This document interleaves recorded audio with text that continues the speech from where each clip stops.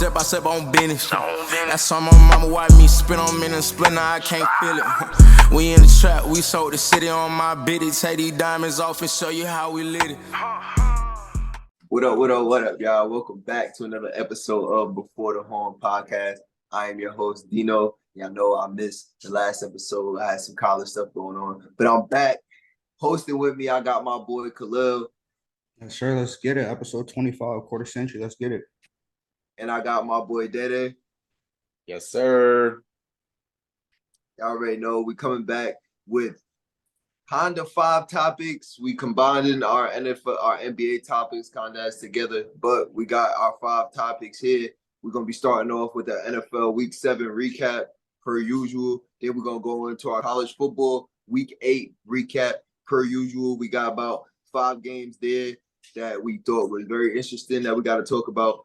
We got UFC 294. We got to talk about what happened there. A lot of interesting stuff happened in those fights. That's a great one that we're going to totally have to, bro. It's so much covering that one. I can't even fathom that. But to end it off, we got the NBA opening night preview. We know NBA is starting up tomorrow. We got to talk about that. We got to talk about what we think we're going to see out of that, as well as we're going to give what we think is going to happen at the end of the season. We're going to give our championship predictions. So, Dave, you could take us away with our first topic.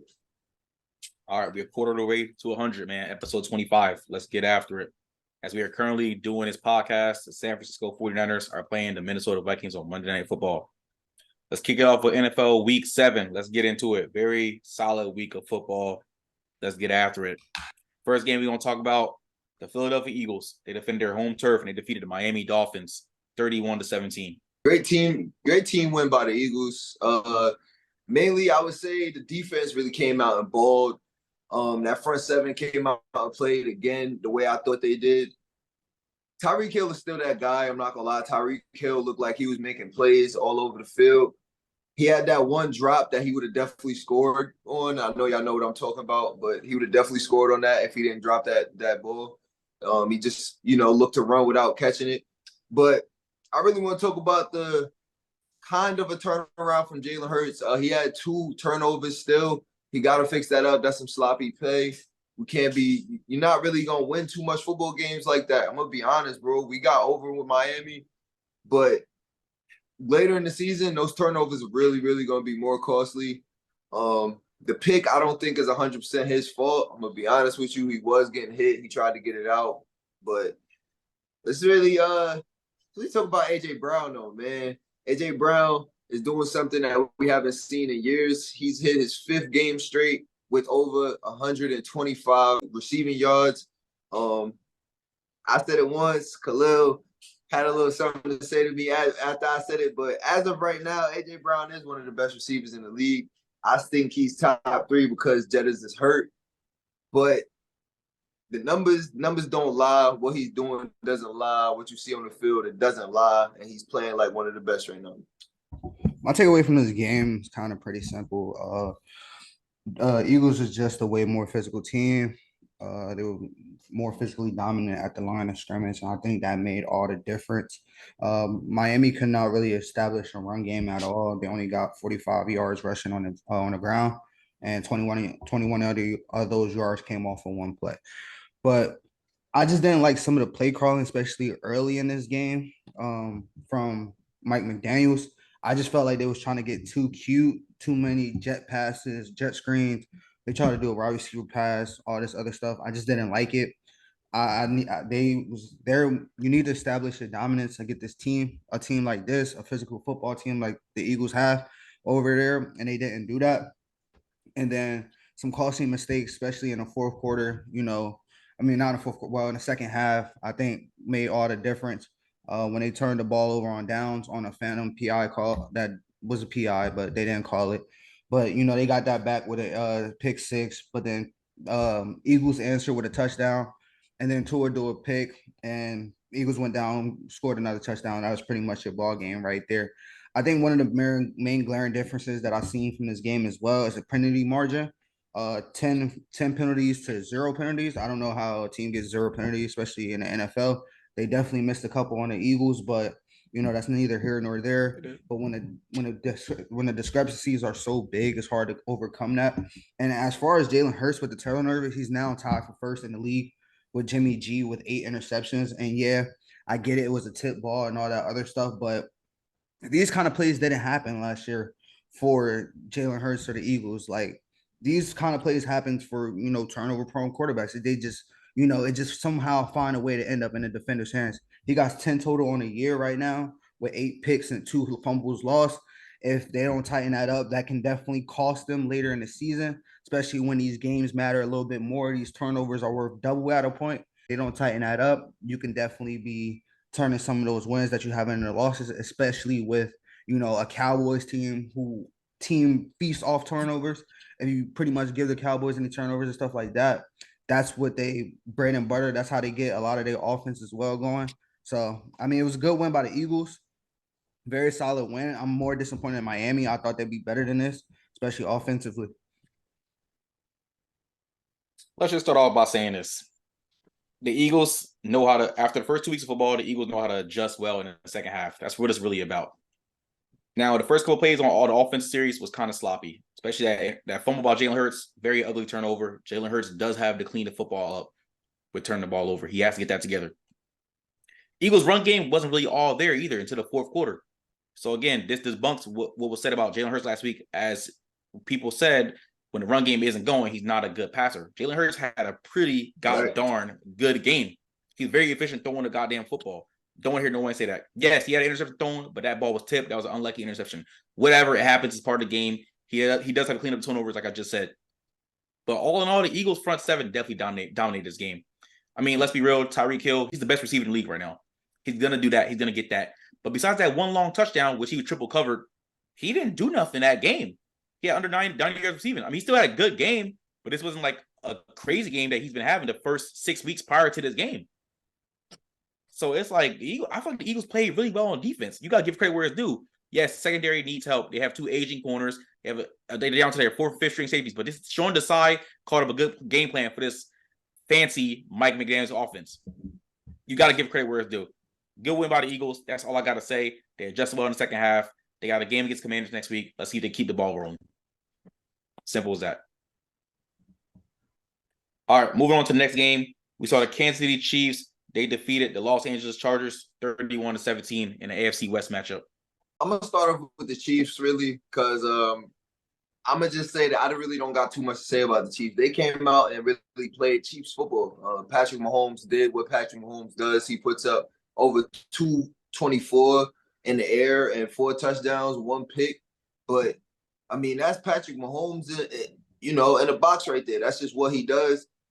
Travis Kelce came out and did Travis Kelce things. He gives you 179 and a touchdown. I'm so tired of Taylor Swift. Please stop showing her. We don't care. I just wanted to put that out there. We do not care about Taylor Swift. I'm pretty sure 90% of everybody who watches and plays in the NFL does not care. Just had to put that out there. And the Chiefs did this without running the ball. Really, they barely did anything on the ground. Everything was through the air. But I mean, when you got Patrick Mahomes throwing the ball, that's what you're gonna have. That's what's gonna happen. I'm gonna be honest. But to the Chargers, I'm gonna be honest. Now, y'all both looked at me crazy. Y'all said I was crazy when I had Justin Herbert at number 7. Justin Herbert's playing as a number 7 quarterback right now. I'm gonna be honest with you. I mean, he showed that he's not that guy late in the game, and it's constantly shown over since he got in the league. He cannot win a football game late in the game. It just doesn't happen for him, bro. He's not the best game manager. I'm going to be honest. There's a lot of quarterbacks out here that are leaders that don't got the ability that he has that's winning games late in the game. And he just can't do it. I don't see him really managing a game late. And he throws through that coaching. Huh? It does come with coaching. It does come with coaching. So I don't want to slay him too much because, again, I like Justin Herbert. But he just hasn't shown the ability to win a game. That's what I need him to do. And the only way for me to give him the props that I want to give him is I want to see him win. It's not like he don't have the weapons. One of his receiving core is one of the best in the league, even with Williams hurt. He still has one of the best receiving cores. And it's like you're not getting it done. You got your top running back, and you threw him the ball one time all game. You know that's what he does. I'm gonna be honest, bro. The Chargers, they're not gonna go anywhere in this division. They're not gonna go anywhere in general with the stacked AFC if they don't fix what they got going on with the play calls, and if Justin Herbert doesn't know how to win late. I mean, my only question is, are we still doubting this team? Are y'all still doubting this team, man? KC? Are y'all still doubting them? Are y'all still doubting? Not really doubting. They just you know it yourself. They didn't look like themselves into this game, except against the Bears and in this game. You know that. Come on. I mean, no one's doubting I them. did say that, but I also said I'm not worried. I'm not frightened. I'm not worried.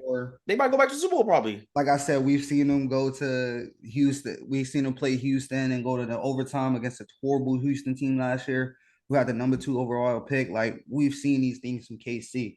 But I'll tell you this: as long as 15 and 87 is on the field, I like my chances. That's all I'm gonna say. They're 6. That's a fact. They're 6-1 right now. You can't deny it. They're number 1 in the AFC again. You know, we're looking like a 6th straight Arrowhead Invitational, which I predicted before the season. But when you look at the game, bro, Mahomes was amazing, especially in that first half. He threw for over 250 in the first half alone. He went crazy, spreading the ball around. Oh, he threw it to 8 different receivers. So it's not like, even though Travis Kelce is number 1, he can get the ball to other players. McCole Hardman was huge coming back into this offense, especially within the special teams game for them. But I mean, Travis Kelce, man, what can I say, man? 12 catches, 179, a tutty. Like, everybody knows who you got to stop, and you can't still stop them. Like, do you not realize that every team goes into the game saying we have to stop 15 and 87, and they still not can't possible. 87. Like, he must have heard me last episode say that he not the same that he used to be. He did. He took that personally. He must have heard me personal. I don't know. Him and Taylor Swift took that personal. They both took it personally. They had to, bro. They had to. That's why Taylor Swift showed up. She's supposed to be on tour. She ain't like it either. They didn't really run the ball that well. Pacheco only had 13 carries for 32 yards. But, this is a team that don't need to run the ball to win. They could put the ball in 15 hands and get it done. But as far as the Chargers, I mean, the Chargers are the Chargers. They can't get out the way. Some of it is due to coaching. Some of it is due to QB play.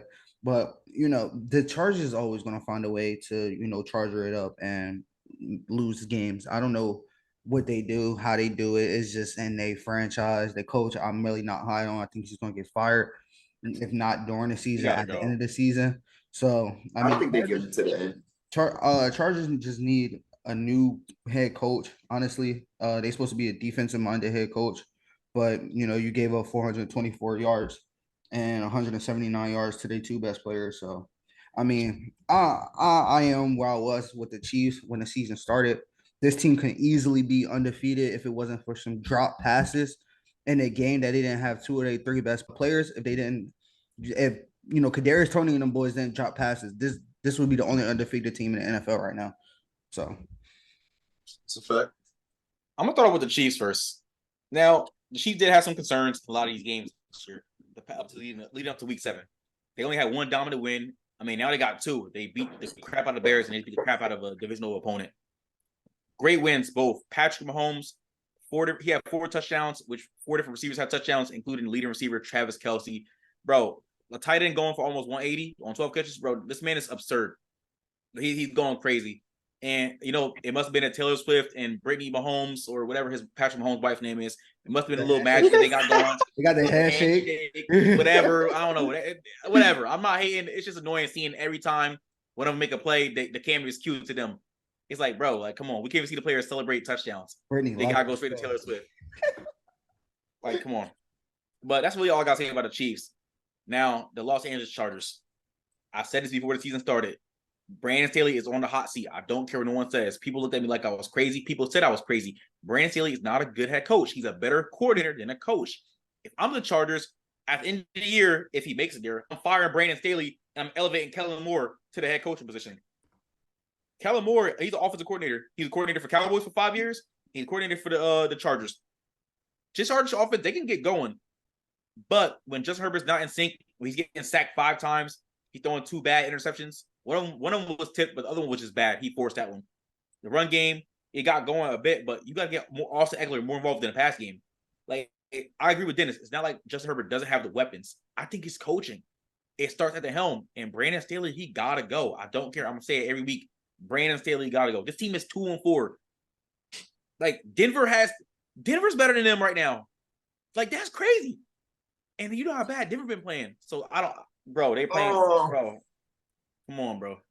I don't know. The Chargers, they're still competing, bro. I'm not gonna lie. That's the thing. They're still competing. They just lose late. Like Lil said, bro, they just know how to charger it up and lose late. It's like what they've been doing for the last couple years.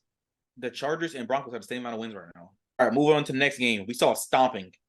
The Baltimore Ravens, they made a statement. They defeated the Detroit Lions 38-6.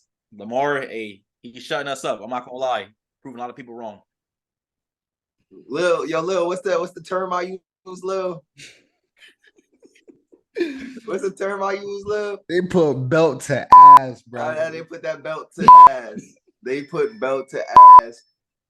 Lamar Jackson, he put belt to ass literally on his own. I'm gonna be honest with you. Lamar Jackson played like the Lamar Jackson that I chose to win MVP. That's how I expected him to play this year. He used every single last one of his weapons. He had 9 different receivers with catches.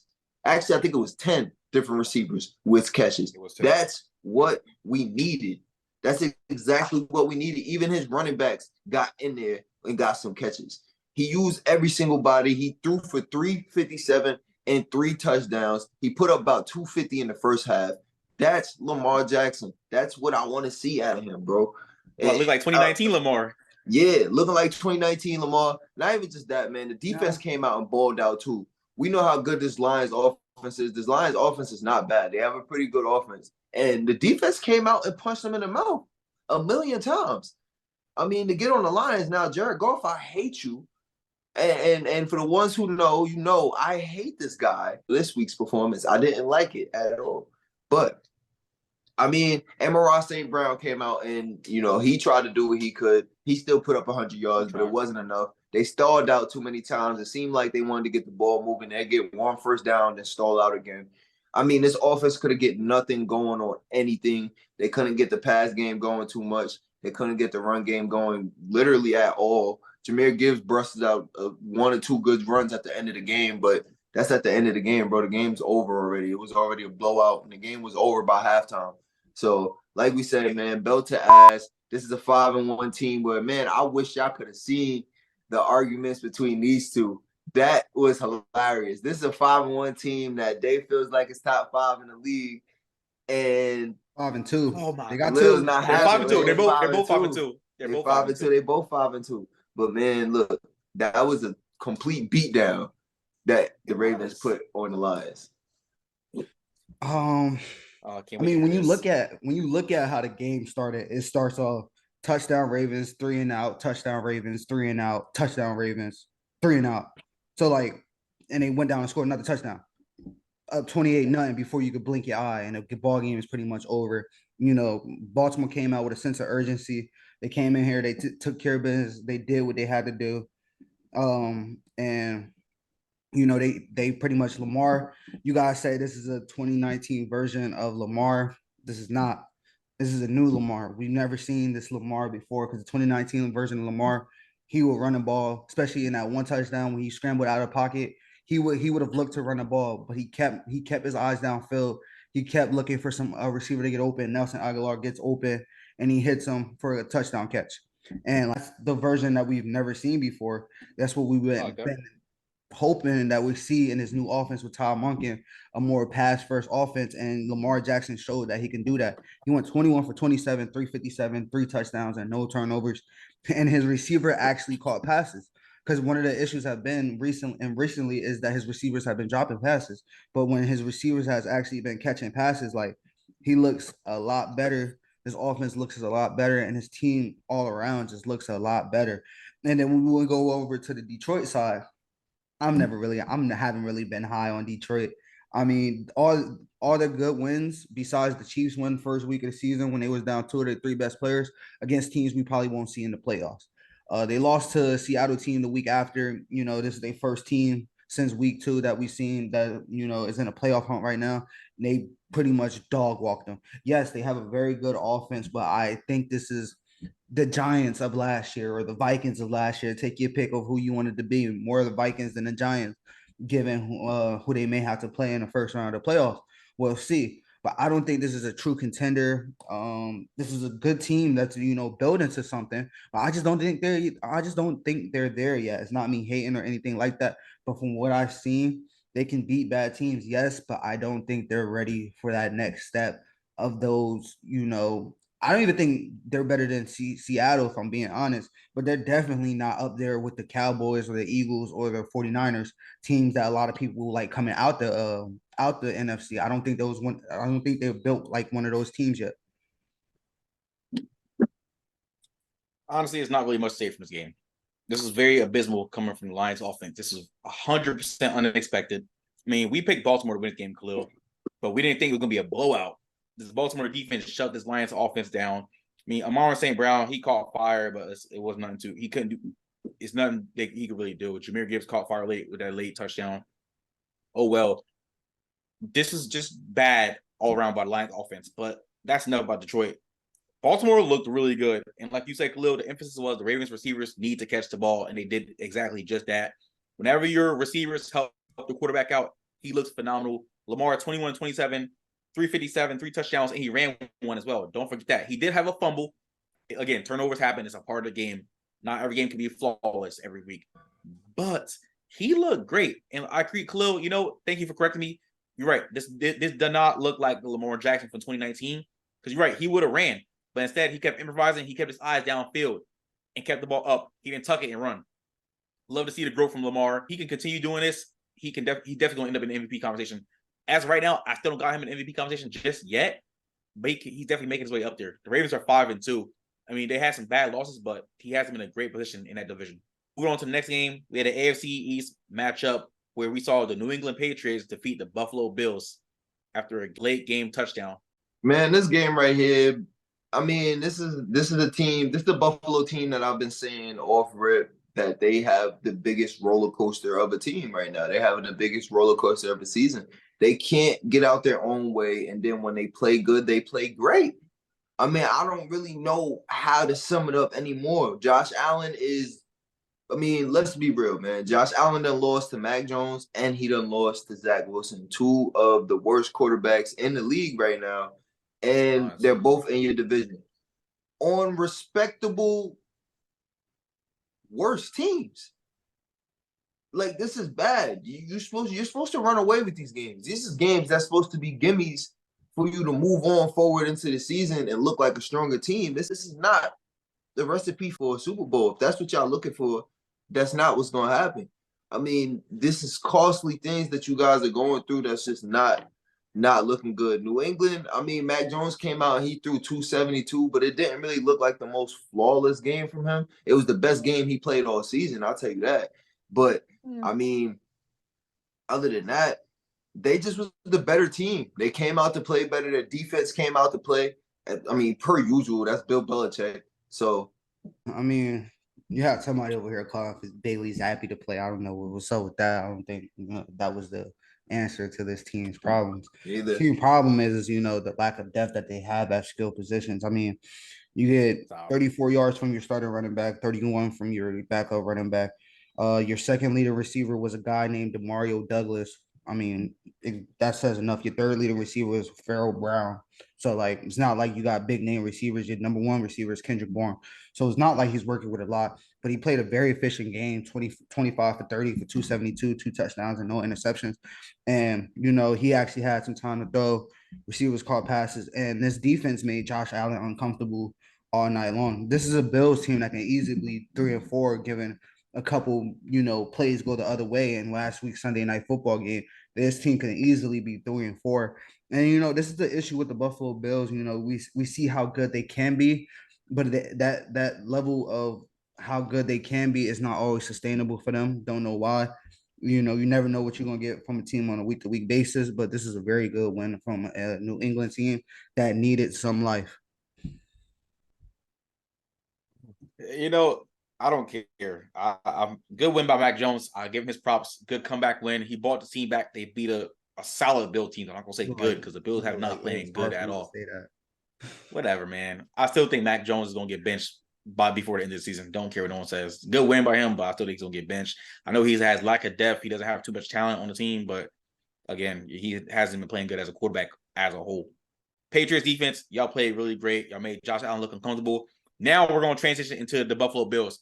I said this before, and I'll say it again. Josh Allen, the reason why he gets so much praise because it's because of the 2021 overtime game against in the AFC divisional game. Other than that, Josh Allen is not consistent. He's not a winner. He's not 100% winner. He's up and down. This whole team is just up and down. I don't know what's going on with Buffalo this year. They're 4-3. I don't think they should be 4-3. I think they should be 3-4, like Khalil said. They're a couple plays away and a couple calls away from being 3-4. Like Josh Allen had 2 turnovers. We're not talking about that though. Like, come on, the second week in a row, James Cook can't get nothing going on the ground. Your leading receiver was rookie Dalton Kincaid. He was great. Stephon Diggs, he had an okay game. He had a touchdown. Bills team in general, I don't know what was up this game. I mean, they came back in this game, but obviously New England, they put a drive together and got the game-winning touchdown. So honestly, we got to see better from the Bills. I don't like what I'm seeing lately. Move on into the next game. Another week, another Cleveland win. The Cleveland Browns defeated the Indianapolis Colts by 1 point, 39-38. Indianapolis was punching them in the mouth to start with. I'm going to start with them because Gardner Minshew actually came out and played a lot better than I thought he would. I did mention that I don't believe he's that quarterback to start games. He's a quarterback that's great coming in after quarterbacks get hurt. And he actually played pretty good, other than the fact that he loses 3 fumbles and throws a pick. I mean, what? Like, I mean, bro, he did so good. With that. He did. Yeah, he played good, but he just had 4 turnovers. He had 4 turnovers. He did so good in the first half. Yeah, I'm telling you, that's why I said I don't know why Khalil was so psyched up. He was like, "Oh, Minshew doing it to y'all Browns defense." I'm like, all right, bro. Like the Browns are winning. The Browns just won 2 games in a row with the most lackluster offensive play I've ever seen in my life. And the Colts gave this to them. The Colts literally gave this to them. I mean, this, bro, I don't even understand how to put this, bro. Kareem Hunt has 2 touchdowns on 30 yards. That's field position right there. That's just giving them the ball, bro. Like, the Colts gave them this game, and that's why Cleveland has ended up winning these games with this lackluster offensive play. I mean, it was very good back and forth game. I don't know. Maybe we need to go with PJ Walker instead of DW4, but who knows? Bro, PJ Walker's playing like crap too. Deshaun Watson had a concussion, and he also didn't go back into the game because he had a torn rotator cuff. My bad. Don't shoot the messenger, my boy. Bro, go ahead, man. For sure. He didn't take it, bro. But I mean, he came in and threw a pick though. That's mad crazy.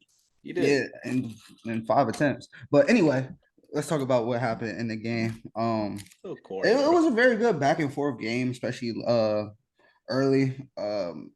Cleveland looked pretty good after Deshaun Watson went down. I'm not saying like they didn't look decent, but they finally got some things going. It's not like Minshew and them did not move the football. It's just when plays needed to be made late, PJ Walker led them down on a game-winning touchdown drive. To pretty much put them up with 15 seconds left to go. So and that was pretty much your ball game right there. Minshew came out and fumbled on a game-ending drive that pretty much ended the game. I think it was a very good back and forth game. Browns said they got something to say. Don't sleep on them, and within that division, they're only a game back of they're a game and a half back of Baltimore because they already lost the head-to-head to them. But they're 4-2 to a 5-2 Baltimore team that we were just raving about, and they've been doing it without their starting quarterback for the past 3 games now. So this team with a very, very good defense can be a team that spoil some people's hopes and dreams. And when we talk about teams like the Buffalo Bills and stuff that's been struggling, this Browns team can be a spoiler for those kind of teams. So like what I've seen from the Browns, go win. Just gotta keep building on it. Let's start off with the Colts. The Colts start off very, very fast. I mean, we were talking about it. But, it all comes crashing and burning. And Gardner Minshew, he's not that guy. He's not a starter in this league. He's proven every time he plays that he's a backup at best. He had 4 turnovers total. Jonathan Taylor, we finally got to see him have a good game. Thank you. I love that. had a 75 yards and a touchdown. Love to see it. Zach Moss added it with 57 yards on the ground. Josh Downs, Michael Pittman, they had good games as well in the receiving game. Want to see Michael Pittman get the ball more, but I mean, can't create separation. I mean, like this is the number one defense in the NFL with the Cleveland Browns, so you gotta give props to that. Even though Minshew just put up 38 on them. Let's talk about the Browns, man. This is the second week in a row that the refs low-key helped them win. I'm not gonna lie. Last week it was against the Niners. This week it was against the Colts. Those two penalties in the end of the game, it really helped Cleveland. Rewatch the game. Again, I'm not a hater. The refs literally helped them win 2 weeks in a row. I'm being serious. Like those are bad penalties. And the NFL, people are calling for the NFL to investigate it. And the NFL is actually looking into the refs for this game. So let's be real. But all in all, this Browns offense has looked lackluster. Yes, they have 3 rushing touchdowns. Amari Cooper had a quiet game. Like the receivers didn't really do too much. It's really just the Browns defense. They're good, but they had a bad game this game.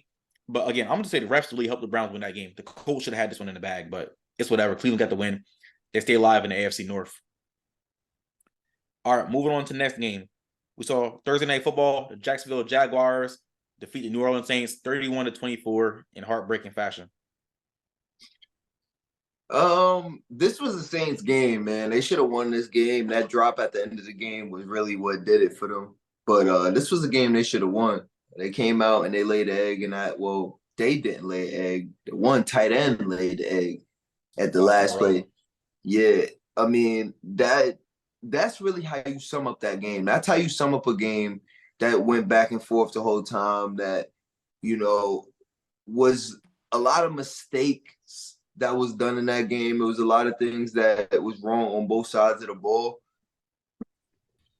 But that's what it comes down to. It comes down to that last play, and he didn't deliver. That's really what it is. I really want to talk more about Derek Carr, though, man. Derek Carr, he's not playing bad, and I wanted to bring that up because somebody in here hates Derek Carr, and I don't think he's that bad, bro. He's not playing terrible. He threw for 301, a touchdown. He threw a nasty pick. You feel me? But he's not playing bad, bro. He's not. Why I gotta catch a stray? Why do I gotta catch a stray? Look at his weapons. Why I gotta catch a stray from this? You know what? I'll wait till I go. Look at his weapons. I mean, that last drive, bro, that was on Derek Carr. And what happened? He put it on the money. His lackluster weapons didn't deliver. But I mean, like I said, bro, that's what happens. That's what it's gonna come down to when you got a game that went the way this game went. I disagree with you. This wasn't a game that the Saints should have won. This is a game that the Saints could have stole. Because they shouldn't have won this game. And they didn't win this game because of a lot of piss poor things that I've seen from this team now going into what? It was piss poor on both sides, though. The Saints had a chance. Yeah. Like I said, they could have stole this game. I don't think they should have won this game, especially when Jacksonville went up 24-9 with that pick six. I thought this game was all but over. But then they come down and they score. They come down and finally actually get something going on offensively, because offensively before that, they could not find a way to get in the end zone. Their red zone offense is terrible. They keep stalling out time and after again. So the execution in the red zone has to be better. It's been abysmal. It's been horrible. I don't like it. But then you finally got something going with Taysom Hill driving down the field. Taysom Hill was working. He was pretty much give them the spark that they needed. And then after that, you go out there, get a punt. They punted, you go out there, go turn them over on downs. And then they did what we expected this offense to be, big play to Michael Thomas, big play to Taysom Hill, and then a nice pass up the sideline to Michael Thomas for a touchdown. That's just what that offense can be. Like, it's not like, we're expecting something from this offense that they can't do. Like, they can go out there and score quick, especially with the playmakers they have on the outside. But for some reason, it's just not clicking as a team. And then you go score a touchdown, and then follow that up with a blown play. I don't know why Tyrann Matthews is covered 1-on-1 with Christian Kirk. Christian Kirk just takes a whip route all the way down the field for a touchdown. Like, it was bad. And then you want to talk about the drop touchdown by Foster Moreau. Yes, that's a pass that he should have caught. But when you look at the other three plays, they were terrible. There were terrible play calls within the red zone. Yep. Why? I get it. You scored a touchdown with a fade to Michael Thomas. Cool. You go to it twice. To it. You try to go back to it, didn't work. Cool. Now let's get some offense going. They don't do that. You get a bad pass. All right, third down. You blown coverage on the third down. Foster Morris rolls open in the back of the end zone. He drops it. Fourth down, you go back to a freaking fade with Chris Olave this time. Like, it's just bad play calling, bro. Like, that's horrible scheme and execution, especially, you have a red zone target and Michael Thomas, so I get it. You also have a guy on your team, Jimmy Graham, who's still 6'6". They haven't been using him in a red zone. That could be an answer, but this team just has a lot of issues. Like, I'm kind of like over them. We need to clean house, especially on the offensive side of the ball with that OC that we got, who has done next to nothing in the past year in 7 games that I watch him. I'm kind of done with them. So we'll see what happens next. Let's start off with Jacksonville Jaguars. The Jaguars almost threw this game away. The league almost threw this game away. Christian Kirk's late touchdown, it boosted him. ETN had him on ropes. He only had 53 yards, but he had 2 touchdowns. Trevor Lawrence, Khalil's MVP for some reason. He didn't have that good of a game. He was efficient with the ball, but he didn't have that good of a game, in my opinion. Yeah, 59 yards with a bum knee. He did run all over. He made a lot of plays. He made a lot of plays, but I don't think he had that great of a game, in my opinion. He had a really solid, he had a managing game. Trevor Lawrence had a managing game. But that's enough about Jacksonville. Let's talk about the Saints right quick. I gave Derek Carr his props when we were talking about this game while it was happening on Thursday night. I said, I'm not a fan of Derek Carr, but Derek Carr is not his fault in this game. I said that. I literally said that. I said that while we were doing the podcast, Khalil. I said, this is not Derek Carr's fault. Yes, he had a bad interception, but this is not his fault at all. Alvin Kamara, I want to see more than 62 rushing yards, but he did what he had to do, especially got Taysom Hill. He helped him run the ball as well. I feel like Kendrick Miller, I feel like he should get more carries than Jamal Williams. They got to start using Kendrick Miller, in my opinion. Alvin Kamara is still a great receiving back. Don't forget that. 12 catches for 91 yards. This is not, honestly, Dennis talks about the lackluster receivers.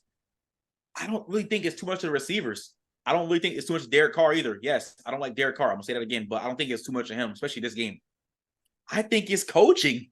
Pete Carmichael, the offensive coordinator, fire him. The play calling is bad. The execution is bad. Yes, execution is on the players, but the scheme is bad.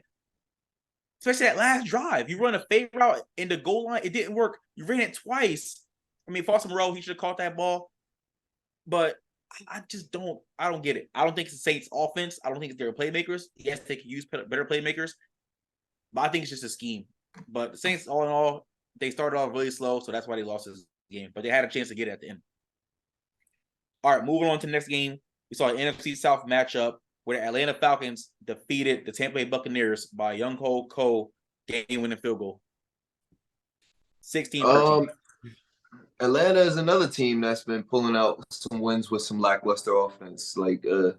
First of all, their best player on offense didn't get a single touch all game, but supposedly he had some type of sickness that he was dealing with that had him sidelined for most of the game. So, they tried to put that in the injury report before I started him on fantasy. That's all I'm gonna say. God. It wasn't a part of the injury report, though. You should have been.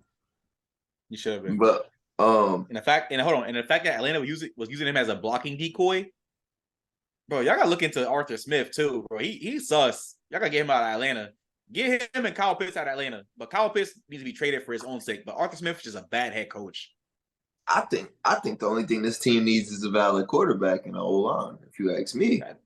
They have one of the best. They have a top 10 O-line in the league. Their O-line is pretty good, actually. But I think they just need to bring in the right quarterback, if you ask me. Their defense is pretty good. They have still a pretty solid defense. That defense is not bad. But they snuck away with this. Tampa, they really did, but they should have lost this game. 3 fumbles in the red zone. That's terrible, bro. That's not bad. That's not going to be good. But they still snuck away with the win. Baker Mayfield also did not have a good game. I'm gonna be honest. That's all I really got for them. This was a very close, bad football game in a way. I don't know. It wasn't the prettiest game to watch if you was watching this game, but neither team looked like they could really get anything going. One team scored, the other one scores. They had some Kyle Pitts action finally going, London action finally going, and Desmond Ritter is not bad to say. He's just not. He can't take you to where you need to go at the same time. I think he's very, very mid. He's somewhere ranked down in them 20s somewhere, but they need to find ways to get the playmakers of football. Like you mentioned, B. John was sick, I guess. Should have let us fantasy owners know because it cost me my dub this week.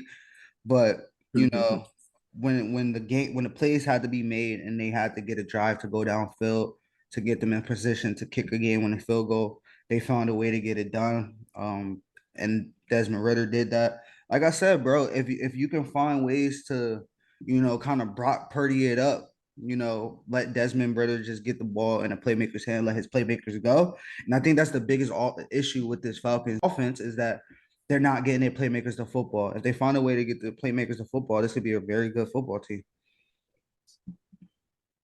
All right, say what I had to say about Arthur Smith and B. John Robinson. Desmond Ritter's all right. I mean, he still makes a lot of this is only year 2 for Desmond Ritter. You got to realize he only played like a handful of games last year, and he's doing okay the first 7 weeks of football. But you're gonna have your growing pains with him as an Atlanta fan. He desperately needs the run game to go in his favor for him to be efficient passing the ball, and that's what happened. I mean, they had 156 yards rushing. He threw for 250, and he put the game away with a long pass to Kyle Pitts, yards after catch. I mean, that was Kyle Pitts' longest reception today. I mean, before that, he wasn't doing nothing. He only had 8 yards receiving on 2 catches. Get Kyle Pitts out of Atlanta. I'm tired of saying this. Trade him for his own good. But on Tampa's end, this is just bad. Turnover field game by Tampa. Offense looked bad. I mean, Mike Evans had a touchdown over AJ Terrell. Chris Godwin and Rachaad White, they added in the receiving game. But Tampa, just another one of those teams is like, they start off good, but now they're going in a downward slump. And I keep telling y'all, the NFC South is wide open. So we'll see what happens going forward with this team and in this division. All right, last game going to cover for tonight. NFC East divisional matchup. New York Giants, they defended their home turf. They defeated the Washington Commanders 14-7. I'm gonna start off with the Commanders because there ain't really much to talk about with them. Sam Howell, he's not very good at all. That's just plain and simple. They couldn't get nothing going on offense. Only put up 7 points for the day. It just doesn't look good for the Commanders all around. Their defense is pretty solid. That D-line actually looks like it's coming together and be pretty good, to be honest with you. But other than that, I mean, the Washington Commanders really aren't a good football team in general.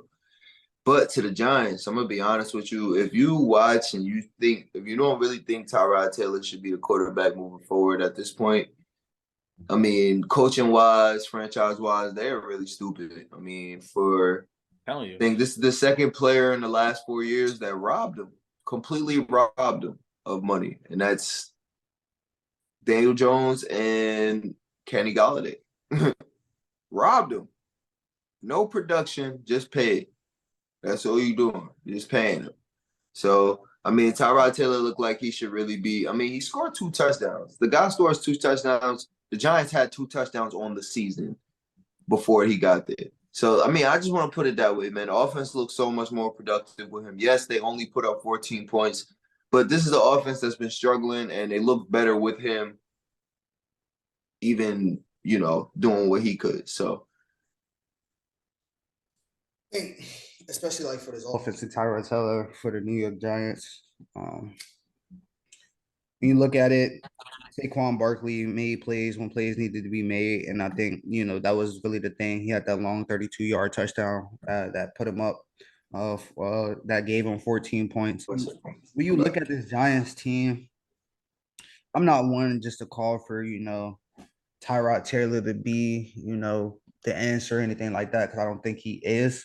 What Tyrod Taylor is with this offense is them being incompetent offense because Tyrod Taylor is a pro at the end of the day. He know who he is. He know what he can do. He know what he can't do. And he just, he gets the ball out. And that's part of the issue with like Daniel Jones and stuff like that. He holds on to the ball too long, very indecisive with some of his plays. And everybody want to talk about the offensive line. Tyrod Taylor is behind the same offensive line, but I'm not going to act like this offense is electric or anything. They only did put up 14 points. But when you look at the Commanders, defense has some lapses. that ultimately cost them. Because usually, if you only give up 2 touchdowns, you should have a good chance to win. But offensively, they couldn't really get nothing going. I don't think Sam Howell is really the answer. They don't really have too many weapons on offense to speak of. You do have Scary Terry, who did have 90 yards, but when you look at it from what you have around a very, very mediocre quarterback, it's not the way to win. It's only so much you can do. But defense stepped up in the second half when they needed to. But 14 points was just too much for that Washington offense to overcome. This is a very defensive divisional game. Let's just start with the Commanders. They caught fire too late, in my opinion. They had a horrible first half. They really caught fire in the fourth quarter. Scary Terry got off to a slow start. Sam Howell, he had an okay game. A lot of turnovers. He got sacked 6 times. The Giants interior gave that line fits. They gave that Commanders offensive line fits, especially Dexter Lawrence in the middle, top 5 D tackle in the league. But the Commanders, they just look bad. I don't think Sam Howell is that guy.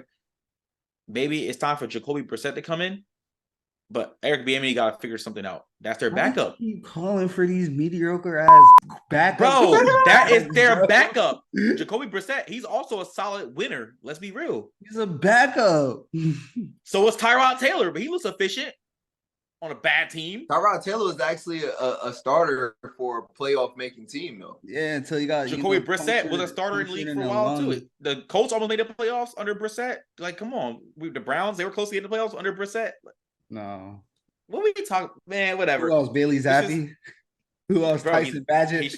Stop. So he gotta win. So, Marcus Mariota. That's trash. Stop. You stretched it, bro. Anyway, on to the Giants, man. I'm gonna say the same thing Khalil said. This is the same offensive line Daniel Jones was behind. Tyrod got sacked 4 times, but he just looks like a better manager than Daniel Jones. And yes, I think Daniel Jones is trash. I'm gonna put that out there. Yes, again. But Tyrod just looks better in his offense. Darren Waller had his best game. He had almost 100 yards receiving on 7 catches. This is the best Darren Waller we've seen out of the whole 7 weeks of football to begin the season. Saquon made plays when he needed to make plays. He had a receiving touchdown. He had almost 80 yards rushing. Honestly, it just came down to the Commanders starting off late. The first half, the Giants never scored. Regardless, though, the Giants got the win. Good divisional win to get them back in the fight. But ladies and gentlemen, that is it for NFL Week 7. Let us know in the comment section for all the games that we cover, what y'all thought about Week 7. If we didn't cover your team or talk about your team, leave a comment in the comment section. We'll give you our opinions on that game. All right, moving on into the NCAA football, talking the tailgate. Let's get after it. First game we're going to talk about, Big Ten matchup. Honestly, probably America's game of the week. We saw Ohio State knock off Penn State 20-12. Just like Urban Meyer predicted, man, it was going to be a low-scoring defensive game. That's exactly what it was. The better defensive team got the dub, which was Ohio State. You've seen it come out there, and they punched them in the mouth early. They was creating pressure on Drew Aller all day. They couldn't get nothing going with the running game, even with one of the 2 best running backs in the nation. They only had about 50 yards rushing on the day. So it just looked bad for Penn State all day. They couldn't get the ball moving at all. On Ohio State side, it was just too much stolen out on offense. They ended up getting a couple scores. Yeah, Marvin Harrison still puts up 162 and a touchdown. You expect that from Marvin Harrison, though. He is the best receiver in the game right now. Maya Williams, he picks up the workload as far as what he's been doing. Trevion Henderson's been hurt, so he hasn't really been able to share the ball as much, even though they do give other running backs carries. It really was more of a Maya Williams and Trayvon Henderson show. That's how they usually do it. It's usually their show, but since he's hurt, he's been getting most of the carries. He had 24 to everybody else's 9 and 2.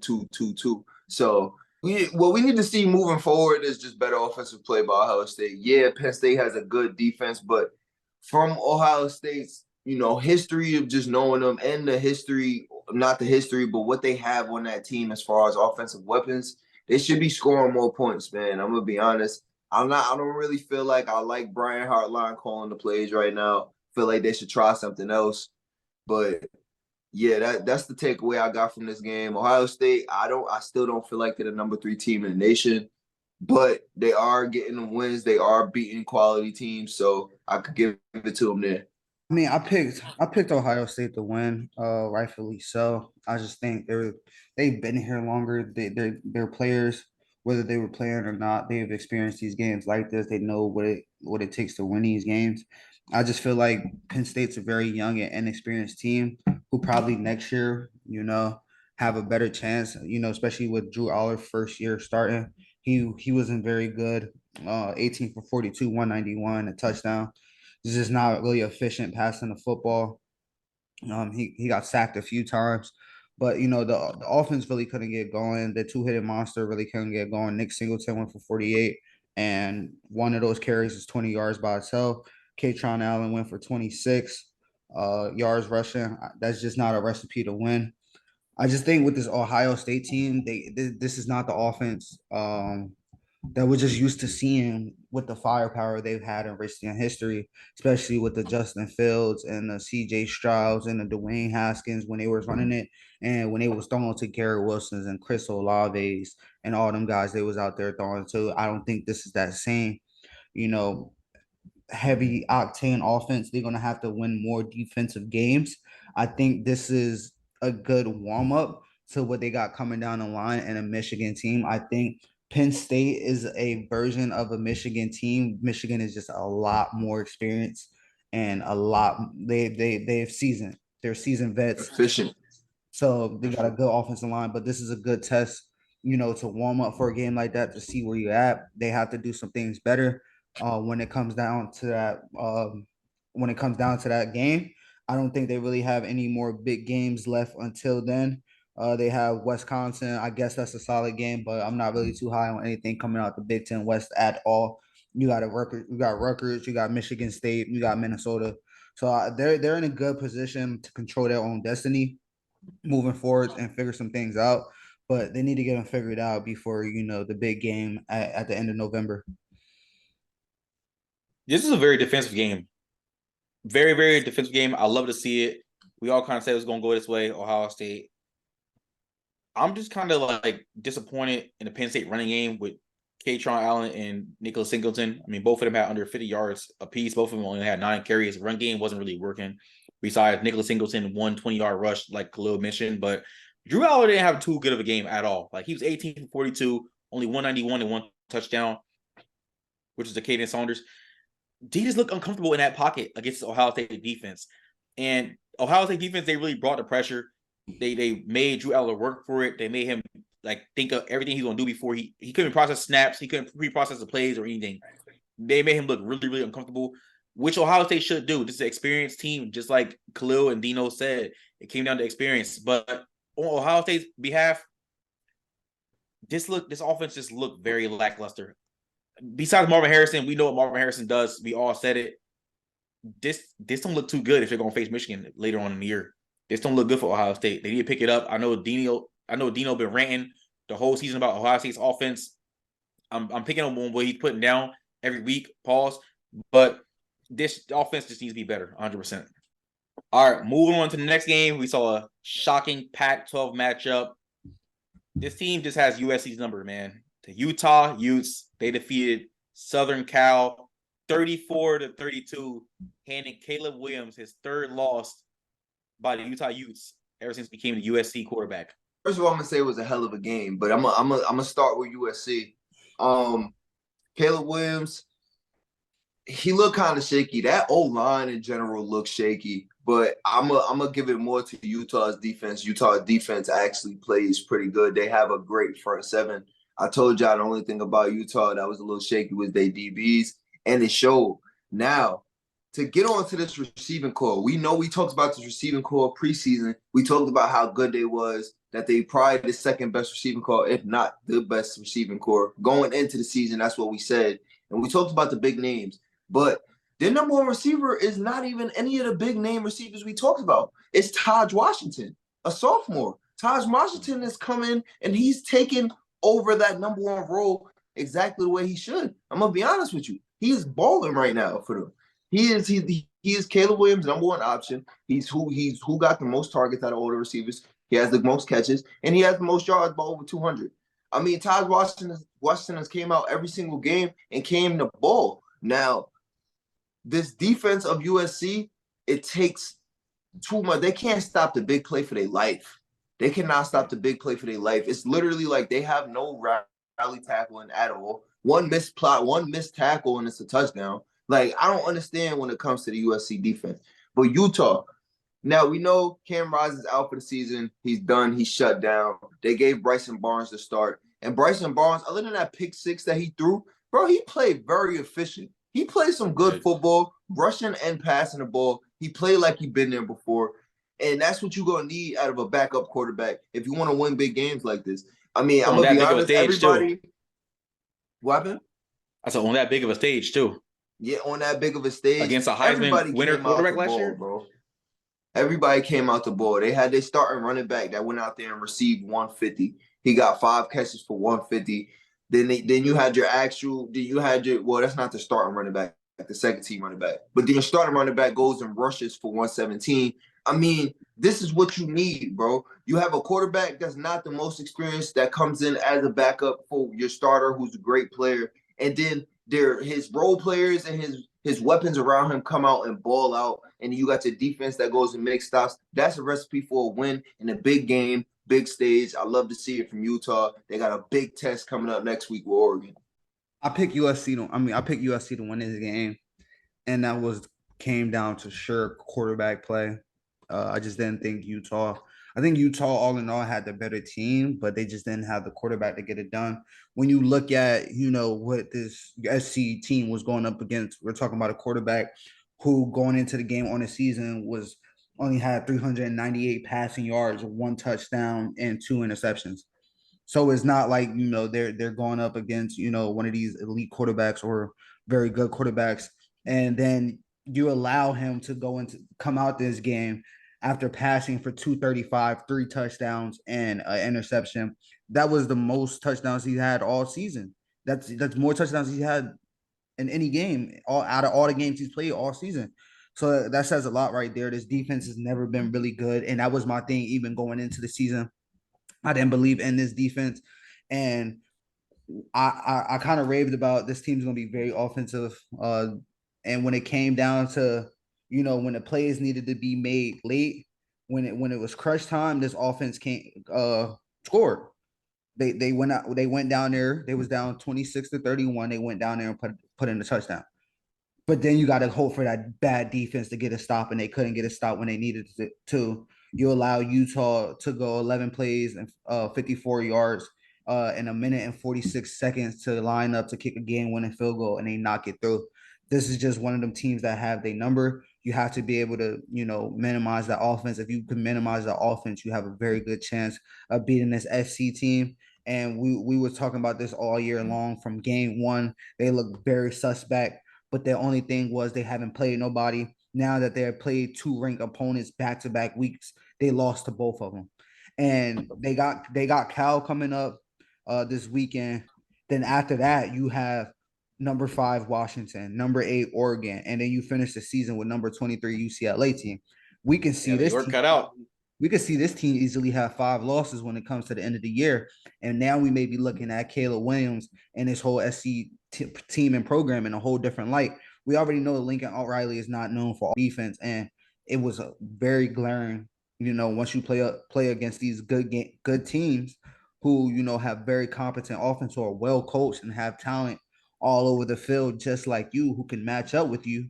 These are the results you get. So SC spiraling right now. There's a reason why they was dropping even before they even lost the game. And like I said, this is the team we look at the end of the season that might end up with 5 losses on their record. USC just keeps dropping down the rankings. As right now, they're ranked number 24, rightfully so. 2 back-to-back losses. It's only right. Utah, they did not only did they out. Yeah. They're not even gonna make the college football playoff. They're gonna make hopefully a good bowl game, but we'll see. Utah, they outplayed USC. I wouldn't say 100%, but it just came down to at the ending. And Bryson Barnes, like Dennis said, on the biggest stage against a Heisman quarterback from last year, he came out and he played. Sion Vicott, he added in the run game and in the pass game. Jaquidin Jackson, he had over 100 yards rushing. And their role players for Utah, they stepped up, they helped out, and they played team football. Utah has always been one of those teams in this Pac-12 who knows how to play team football and get it done. You know, we talk about Cam Rising being shut down for the year. This is just a good win for Utah. I can appreciate this win, like honestly. For USC's behalf, defense just continues to look horrible. Don't care. Caleb Williams, in my opinion, this was not a good game by him at all. This is very bad to see. This is the second week in a row. In my opinion, last week was worse. This week was still kind of mid. I don't know what's going on with this USC team. You got 2 losses back to back. This is not the USC team that we saw last year. I mean, they lost to Utah as well last year twice, like I mentioned when we first kicked this off. But this is it's just off. I don't know what's going on. Like your top receivers aren't even stepping up. You got Taj Washington, the sophomore, coming in. He's turning to Caleb Williams' number 1 receiver. Like Dorian Singer, Brandon Rice, Mario Williams, like Zachariah Branch. Like what's going on? Where are they at? Like they have a lot of depth there, so I'm not surprised that other players can step up. But this USC team, they just got question marks written all over them at this point. I had them finishing as a top 5 team in the preseason. We did our first talks about the college football, but it's probably not control. All right, moving on to the next game. We saw the Oklahoma Sooners hold on against the UCF Knights, 31-29. This was also a good game, another back and forth game. If you watched, my biggest takeaway from this game is UCF just couldn't stop the big play. I'm gonna be honest with you. UCF, they came out to play though. Offensively, they came out to play. John Rice Plumlee, I mean, if you was to look at the box score doesn't look the most efficient for him. But if you was to watch the game, man, he put some difficult passes on the line. He actually played great. I'm going to be honest with you. His receivers, I mean, Javon Baker, he's a dog. He came out to play. I wish I would have seen more for Kobe Hudson. We know he's a dog, but his one catch that he got was actually a pretty big one. This receiving core that he got in general was pretty good. They're not bad. I'm going to be honest with you. But over the Oklahoma side, Oklahoma's defense they couldn't stop UCF in their pass game. I'm gonna be honest with you. It was like UCF was just shredding them. It was like they was playing cover 2 all game, and UCF was just hitting the middle every freaking play. Like they couldn't stop it, and that was what led to UCF staying in the game for that long. Running the ball, Marcus Major, I mean, he finally got something together. My boy Tawee wasn't playing, but Marcus Major, he rushed for 82 yards, and he made some big first down runs in 3rd and 4th downs. That was great. But really what I want to look at is Oklahoma's receiver, Nick Anderson. If y'all ever got a chance to see what Nick Anderson does, bro, let's just put it this way. Every other catch Nick Anderson catches is a touchdown. This guy has 16 receptions and 8 touchdowns. I mean, it's like he's just a walking touchdown. If the ball's going up to him towards the end zone, he's going to catch it. And that's another good reason why Dylan Gabriel has been so successful, because he got receivers like him. And also Drake Stoops, he's small, but he actually is a pretty good playmaker. He made some pretty good catches on 3rd downs and made some run after catches. I like to see that out of them. And, they held on, like you said. It was a good last drive for them to get the win. UCF defense just couldn't hold on anymore. This one is like would have been amazing if UCF could have stole this one. UCF is now 0-4 in the Big 12, and they've dropped some games that they easily could have won. They had a chance to send this game into overtime. They couldn't convert on a 2-point conversion off the late touchdown. That pretty much sealed the win for this Oklahoma Sooners team. But it was the UCF versus Dylan Gabriel's old team revenge game almost. And they came out with a sense of urgency. RJ Harvey had a good day on the ground, rushing for 101 yards. And like you mentioned, Javon Baker had him a day. 5 catches, 134, 2 tutties. Can't ask for more from that. But, I mean, UCF put the pressure on Oklahoma, especially Oklahoma team who's coming off a bye. They put the pressure on them to make plays, but when it needs to be made at the end of the game, they did what they had to do to sneak out with the win. Dylan Gabriel had a solid game, 253, 3 tutties, and 1 interception. And like you mentioned, Nick Anderson, on every other play, he's going for a touchdown. He had 105 and 2 tutties in this game alone. And like I said, when the plays needed to be made late, the better team came out with a dub, and I think that was just the biggest factor in this game when it came down to it. UCF should have won that game before Oklahoma even scored. I mean, before they Yeah, even came down that last drive, UCF should have had that game in the bag. And then it was a and that terrible was play call on a 2-point conversion. Yeah, I mean, it's the growing pains of coming into a new conference. I didn't expect them to be like Texas A&M or anything like that when they went into the SEC or anything like that. But I thought they'd have a couple more wins by this point. They're literally on 4. Well, they're 3-4 in the season, on 4 in the conference. So hopefully, they could turn around, probably get bowl eligible. They do have some, favorable opponents coming up within this next couple weeks for them to get bowl eligible. But this is a team the first year in the Big 12 that's just, trying to build something into a Power 5 team. honestly, y'all already took what I was going to say pretty much. Just really came down to a 2-point conversion to prevent an upset scare to Oklahoma. That was a bad play call on a 2-point conversion, but UCF definitely should have won this game. They kind of let this one go. Let Dylan Gabriel come in and complete his revenge tour. But Nick Anderson, dude, he's a great wide receiver. Like y'all said, man, he's making touchdowns all over the play. Marcus Major had a great game rushing the ball, in my opinion, as well as Gavin Sawchuk. But for UCF, man, John Rice Humbly, like Dino said, on a stat sheet, it don't look crazy. But if you actually watch the game, he looked pretty efficient. Just wish we could see more from Kobe Hudson. Like you said, I like Kobe Hudson, a receiver. But Javon Baker stepped up with those 2 touchdowns and 130 in the air. All in all, UCF had his game. They lost it. They let it slip from them. But Dylan Gabriel, good job putting the team on your back, carrying Oklahoma to win. Going on into the next game, we saw an SEC matchup as the Alabama Crimson Tide. They defeated Tennessee Volunteers 34-20.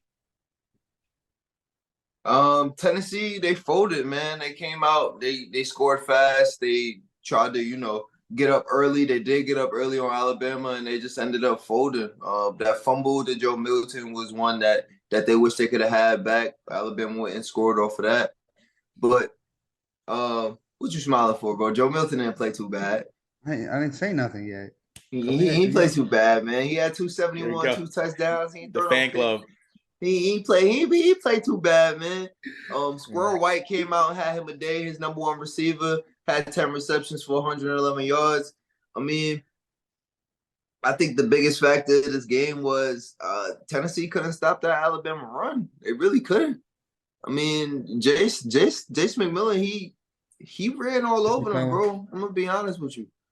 And that's what it was when it came late into the game, bro. Alabama was just able to chew clock more and more with that run game. And, Tennessee folded late. Some people was texting word that, Alabama was going to drop the ball in this one. They were panicking a little bit. It seems like I was getting the sense they were panicking. But I really wasn't.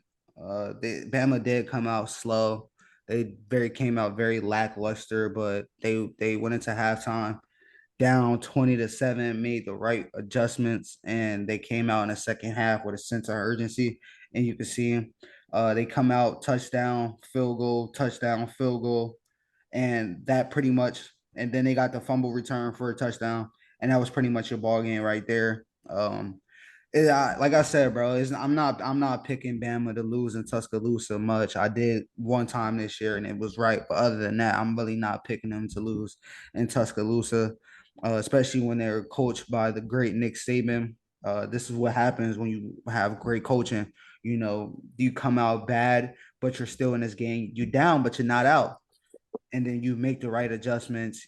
You fire up your team, and they come out and they take care of business. They do what they have to do, to the point where their last few possessions they had to do was protect the lead, and that's what they essentially did.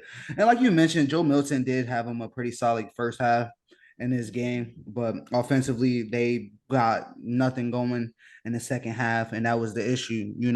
When you have a team like Bama down, you have to step on the gas. You can't give them life. You can't let them get back into this game, especially at home, and that's exactly what they allowed them to do. And they couldn't get nothing going offensively when they needed to in the second half, and the better team came out once they made the right adjustments at halftime. Tennessee let this one slip 100%. 100% they let this one slip. They had Bama definitely in the first half.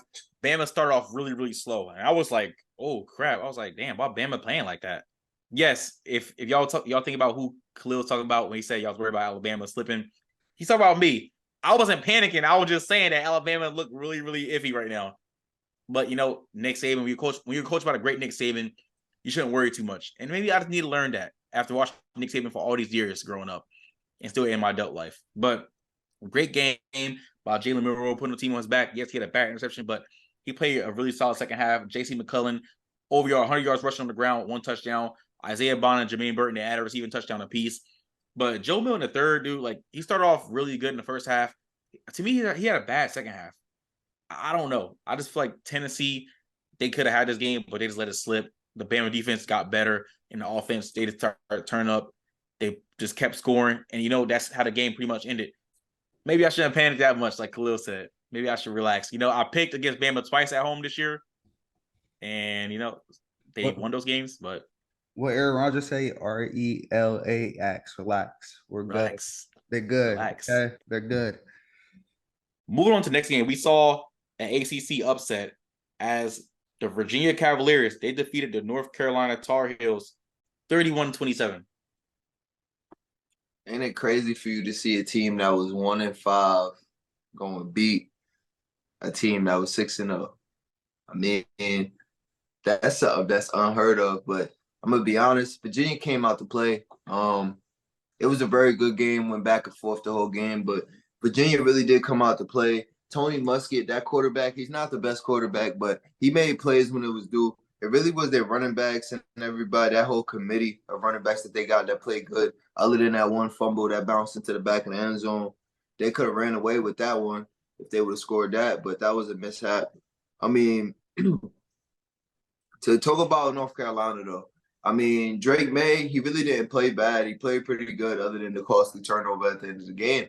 I mean, that's really what it was. Drake May tried to keep him in the game. The defense was folding most of that game, though. I'm going to be honest with you. Tez Walker is that guy. I'm going to be honest. Tez Walker is really like that, bro. I mean, if you don't know, now you know. Tez Walker is really like that. 11 receptions, 146 yards, and a touchdown. I mean, this type of production, even after missing he missed the first 5 games of the season, first 4 games of the season, is coming back and looking like he played the first couple games of the season. I mean, he's just looking great. They have a good receiving core in general. I mean, UNC, they take their first L in a game that they should have won. So hopefully they bounce back from this. When you look at this Virginia team, the first 3 weeks of the season, they gave up 49 points, 36 points, and 42 points. But from those first 3 games, their defense have kind of settled in, only allowing 24, 27, 27, 27. And this offense did what they had to do to get to 30. They trusted their defense enough that, if they could get to 30, that's the magic number to win this game. Because they've been fighting some close fights. They had a close game with Boston College that they lost by a field goal. They had a close game to NC State that they also lost by a field goal. But my takeaway is, like, if you're that guy, you got to get it done at the end of the game. At the end of the day, you're not playing your best game. You're playing a decent game for Drake May, but you're not playing with one of your best games. But when you need the plays to be made and you need it to be had, the good and the great ones figure out a way to do it. And he throws an interception at the end of the game that pretty much sealed the game for this Virginia team. But when you look at the numbers offensively, they look very solid. I mean, he had 347, 2 tutties. He had the late pick. It's not when you do it. It's not how you do it. Sometimes it's about when you do it. If he threw a pick earlier in the game, it may not have been as bad. But you throw a pick on the last drive, it's 10 times worse. Amarion Hampton had over 100 yards rushing with 112. Tez Walker has been a godsend for them. I wish we could have seen what he could have been all year. He probably would have led the nation in receiving yards if this is what he can do on a consistent basis. But it all came down to, like I said, execution at the end, and when the play needed to be had and you needed to show up and be the great quarterback that a lot of people say that you are, you turn the football over, and that just cannot happen. Honestly, Virginia just came out swinging, and they landed a lot of strikes. Let's just say that. Especially in the run game. I mean, 228 collective yards rushing. And, Mike Collins had 3 yards rushing on the ground. Your quarterback, Tony Muskett, again, he's not the best. He's not that good at all. He had 66 yards on the ground. Paris Jones had 67 on the ground. Then you got Bleak Washington. He had 12 catches for 115 and a touchdown. And they turned the ball over, but they held on. They outplayed UNC, honestly. It's really what happened. And, I agree with y'all. I think Drake May still going to go top 5 in the draft. I think he's going to be second quarterback or third quarterback taken overall. But he had a solid game, but that interception late, it really hurts. He had almost 350 passing. He had 2 touchdowns in the air. Omar Hampton, great game running the ball. Like we all said, Taz Walker has been really balling for them ever since he came back from suspension. But honestly, it just came down to Virginia just having more fight in the game than UNC. That's just how it ended. So good win by Virginia to knock off a top 10 opponent. Exactly. Ladies and gentlemen, that is it for college football week 8. Let us know in the comment section what y'all think about what happened this past week. Let us know all that. What y'all think about any game that we didn't talk about. Leave that in the comment section. We'll give our thoughts and opinions on that game. Week 9 starts Saturday. Make sure y'all tune in. Moving on to UFC 294. This card had a lot of excitement and build to it, but in my opinion, it was an okay card the way a lot of things turned out. But we're going to get right into it, man. For the first fight in the bantamweight division, Said Nurmagomedov, he defeated Muin Gafurov via submission, first round. Yeah, I mean, when you look at this card, the main card had 4 first-round finishes out of 5 fights, and Said kicked it off with an amazing guillotine choke with 1 minute and 13 seconds into the first round, and he kind of made a statement of like he's going to be one of those guys to look out for within this 135 division. A very good showing. There's not much to take away when you finish a guy that fast, but it just shows you the skill level that this guy has, especially coming from Dagestan. I don't know what it is about them Dagestanians and they wrestling and everything they got going on, but they be out there wrestling bears and stuff. So who knows?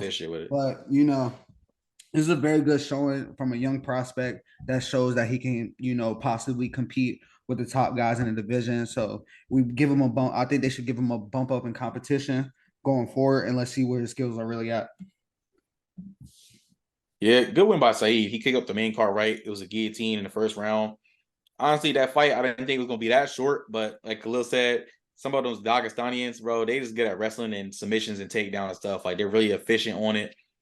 Give him props, man. I think he's going to keep moving up in the bantamweight division. I mean, he's 18-3.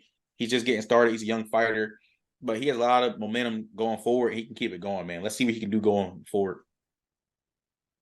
I mean, kind of just like what y'all said, man. Hopefully he gets a chance to move up. He did jump in the main card and do exactly what he was supposed to do.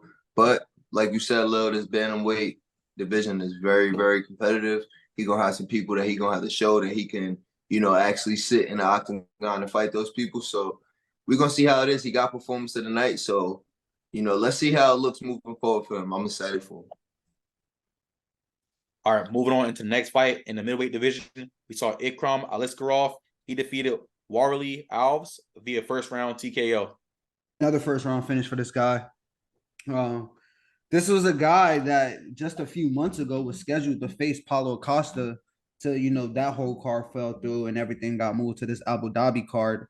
And then you give him a guy, and then you give him a guy, an Alves, who I don't think is on the same level of competition that Aliskerov is. And when you look at what Aliskerov have been doing, he's 15-1, and his only loss against Hamzat Chimaev, who we're going to talk about a little later, who had him a nice win on his card as well. So this was his second fight within the UFC. We seen what he did against Phil Hall. We seen what he went out there and did against Leves. Now it's time. This is another guy we got to throw him in the fire, and he was supposed to get thrown in the fire a few months ago. It didn't materialize, but we got to give him a scheduled fight against a ranked guy to see where he's really at, and if he's really a contender within that middleweight division, that 185 division. You bring up his only loss against Kazmat Chimaev, but Ikram has been a really good fighter. 15-1, first round TKO. You saw what he did his last 3 fights. This is the 3rd fight in a row he's finished it. And, I agree with you 100%. He definitely got to get a good fighter in the works. Dana, please book it. I want to see this guy fight somebody good. Like you said, he's supposed to fight Paulo Costa, but that fell through. You got to book him against somebody else that's a good in that division. I think he can do it. He can get it done, put on a good fight. He's going to stay in the main card, obviously. Probably get a fight night fight as well, but we'll see. But, hey, good win by Ikram. Y'all both put it the same way. Like Khalil said, I don't feel like Alves was on his level at all. But Yeah, truthfully, he wasn't on his level at all. I'm gonna be honest. You can see it in the first round ending, and you can see that he got performance of the night for a reason. There was actually 3 people tonight that got performance of the night, and he was one of them. That's just what happens when you go in there and take care of business. Moving on into the next fight that ended in a no contest. We're gonna talk about this, man. Light heavyweight contest. Magomed Ankalaev and Johnny Walker. Besides the issues I had with the doctor who they had working this fight, he had a couple bad calls, bad questionable things happen all night. A guy got clearly kicked in the nuts, and he kind of insinuated that he was faking. Couldn't finish the fight. He ended up throwing up. He was vomiting in the locker room after. That's how bad it was. But he tried to insinuate that he could be faking all this other stuff. But so like the doctor is very questionable. But my issue is, bro, this is not a no contest. It's a disqualification. At the end of the day, what Ankalaev did cannot happen, and we've seen Aljamain Sterling become the champion off the same exact thing. So how is this a no contest? It's a disqualification. I said the same thing, and that's the biggest issue I got with the takeaway of the results, because this is another fight that ended in the first round. Who looked like looked like it was going to go 3 rounds and be a very good 3-round fight. But you hit him with an illegal knee while he's down. That's a disqualification at the end of the day. Dana said he had figured out a couple things, so I'm thinking they're probably going to run this one back. I know Johnny Walker was hot that this one ended. He wanted to keep going. Even after they called the fight, he still wanted to keep going. So yeah, I know he was not hearing that. This was the moment he's been waiting for. This is the kind of fight that you need to win to put yourself in that championship conversation. And like we mentioned on Thursday, this could have potentially been a number 1 contender fight for a light heavyweight championship that's on the line in a couple weeks from now. So like my only issue with this, it wasn't a no contest. It was a clear knee to the head while he was down. So that is disqualification. I agree with you 100%. This should have ended in a DQ. Give Johnny Walker the win, because this was absolute bonkers the way that the doctor stopped this. Let's talk about the doctor first. Being a doctor in that position is kind of tough. He made some bad calls and decisions earlier in the night, before this fight even happened. But Johnny Walker was completely dazed, confused. But let's be real. In that situation, the fighter has 5 minutes to get his thoughts and everything together, doing a protocol test. This man is speaking middle. He has broken English. The doctor had broken English, and Johnny Walker is barely understanding English. He speaks Portuguese fluently. He's not really good speaking English. He can speak English, but it's broken English as well. It's broken English. It's like you rush this man and you say he's not good to go within like under 2 minutes of after like doing the test on him. And Johnny Walker was concussed. He was dazed. The answers he gave the doctor, they weren't good enough to keep him going in the fight. So I agree with the UFC protecting these fighters. They weren't. He didn't know where he was at. He didn't know. Bro, I think it was really just more of a misinterpretation of verbiage, bro. I'm gonna be honest. This is somebody who can't speak English, and he was in a desert. I mean, he wasn't wrong about that, but he was in the desert. That's what he answered with. I'm in the desert. That's exactly where he was. I mean, he wasn't wrong. Octagon. He said he was in the right place. He wasn't wrong, but still, that's good on the UFC protecting their fighters, especially in a damaging sport like this. All in all, I agree with Khalil. This should have been a win for Johnny Walker. Disqualification, because this was definitely an illegal knee. We saw Petorian do the same thing to Aljo Sterling, and that gave Aljo Sterling the bantamweight title, and he went on this weird run, and then now he just got smacked by Sean O'Malley. I don't like the way this fight ended. This had light heavyweight title implications on the lines. Whoever's going to fight either Pereira or Yuri Prochka in the future, but we'll see. Man, like you said, I kind of agree with Lil. This should have been a DQ, but I mean, it went the way it went. Y'all pretty much touched based on everyone. It was the sus all around. I'm gonna be honest. The stoppage was sus. What they called it was sus. The doctor sus. All of it was sus all around, bro. I'm gonna be honest. This is definitely 100% a fight that needs to be ran back. I don't think it's even a question. Dana, if you see this, hopefully you will. Hoping so. You feel me? But if you see this, bro, run this fight back, man. This got to get ran back. Got to get ran back clean. All right, moving on into the next fight. Middleweight division. So Kazmat Chimaev defeat Kamaru Usman via decision. So I got a few takeaways from this fight. Man, my first one. Let's talk about the fight. Hamzat came out there. He wrestled Kamara. Kamara looked a little timid, but I mean, he Hamza's a very good wrestler. He's very good Yes. at what he do, especially in the grappling game. Once Hamzat got on top of Kamara, he essentially could not get up for the first round, and that pretty much gave it a 10-8. But from that point on, Kamara gained some confidence. I think his issue is lately as well, since he took in that loss to Leon Edwards. I feel like he hasn't been trusting in what he put together the years prior of all the wins and stuff that he put together. Sometimes he's seen uncertain in himself. And when you watch this fight, you could kind of see as he's fighting, as he's getting more comfortable, he's tagging up with Hamza. He just needed to be a little bit smarter as far as octagon awareness and the ability of the takedown. And I think he had a good chance for this to go 28-28, be a draw until the third round when he got taken down, and that pretty much gave Hamza that last round. Because like I said, that first round was a 10-8. I had Kamara winning that second round. Hamza, stole the second round with the takedown and the ground control, and I think that was the biggest difference at the end of this is just the ground control. This fight, I'm not gonna lie, felt very fast. It went by so quick. I don't know It if did it go by was fast. the fact of Kamara. We used to seeing Kamara in a 5-round fight. This one was only 3, so it felt kind of fast. Hopefully he bounced back for this. It was a good win from Hamza. But I'm gonna let y'all go. I got a question to ask. Chimaev, if it wasn't for this first round that he put together with the ground control in the first round and then the ground control in the third round, Chimaev would have lost his fight. Now, he landed a lot more total strikes at Usman, and I agree. Usman's confidence, he's not confident in what he's been training for. I mean, he took this fight on 11 days' notice. He's 36-year-old. I told you his age is going to be a factor in his game. You got a younger, hungry guy against a guy who's coming off 2 straight losses, now 3 straight losses. If this is a 5-round fight, I'm going to say Usman would have won this fight because Chimaev cardio looked really bad after the first round. I mean, that takedown he got in the third round, cool. He's just a good wrestler. It's going to happen. All in all, though, Chimaev, he got the win. He's going to probably fight Sean Strickland. Sean Strickland thinks he doesn't deserve it because he barely beat Usman, which is true. He barely did beat Usman. But I just want to see what's next for Kamaru Usman, honestly. Is he going to stay in his division or is he going to go back down? I don't know. But the thing is, does he want to fight Israel Adesanya? They're both friends. They're both from Nigeria. So that's really what it is. But Khamzat got the win. On to a title shot for him.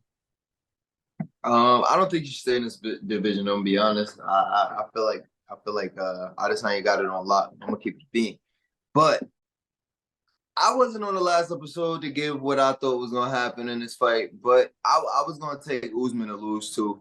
I like Usman. I like the Nigerian cats, bro. I feel like most of them could really all fight, but like I said, bro, he took this fight on 11-day notice. I don't feel like he had enough time to even prepare for who he was fighting against. You got to prepare for somebody who could grapple the way Chimaev and the way he does grappling, bro. And I feel like just the short notice is what really killed him. That's what it came down to in this fight was the takedowns.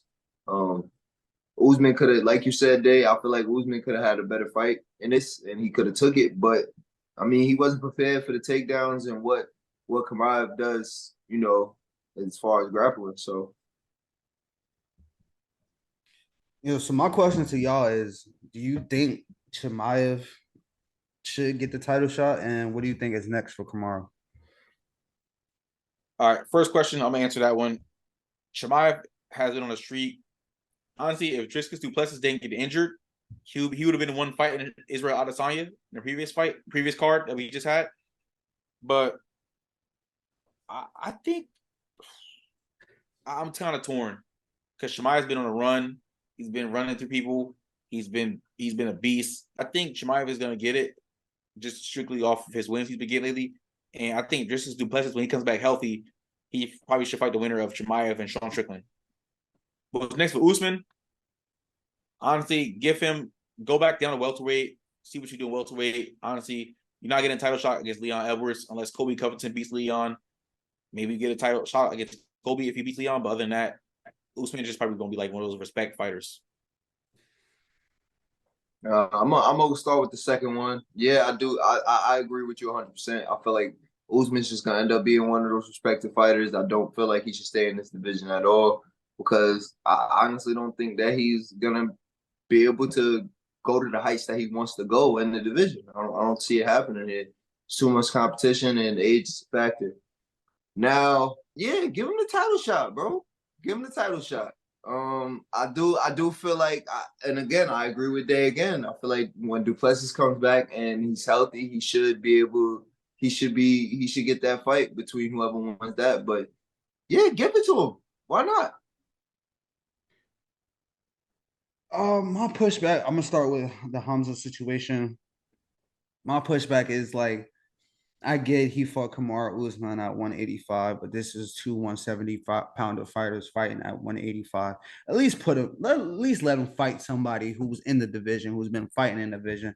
It sucks that Paulo Costa couldn't fight because of the elbow injury, but put him up against Paulo, put him up against Jared Cannonier. Let's put him up against Robert Whitaker. Let's see if he is a legit at this 185 weight class. Like I said, bro, he hasn't fought anybody within his division, I feel like, to warrant that immediate title shot. Just because of simple fact, you have guys within this 185 division that's more than capable of being a title contender. Let him go fight one of them guys and earn it. And then we can see how legit Hamza is, especially at a higher weight class. At the end of the day, he is moving up weight classes. Let's see him against somebody that's really in the weight class, not Kamaru Usman, who took the fight on late notice and didn't have to cut down to 170. They only had to cut down to 185. And as far as Kamaru, I think he should go the Izzy route as well. Just take some time off, get yourself together, let this division play out. Like Izzy announced a few like probably last week or whatever, that he's going to take some time away, some very much needed time, some very much earned time after running this division for so long. And you kind of let the division figure itself out while you're gone. And you just work on yourself, you focus on yourself, you get back to doing the things that made you great, and then you come back bigger and better. I mean, that's what John Jones did. I'm not saying take off 3 years or anything like that, but take some time off. Let the division figure itself out within the 170 division. Leon Edwards, Kobe Covington, who else may be coming down the line for a title fight? Never know. So let that go down. You go back into the lab, you take some time to yourself, spend some time with your family, and come back bigger and better. That was my two takeaways. All right, moving on into the main event title fight. We saw Islam Makhachev defend his lightweight championship against Alexander Volkanovski, who also took the fight on late notice.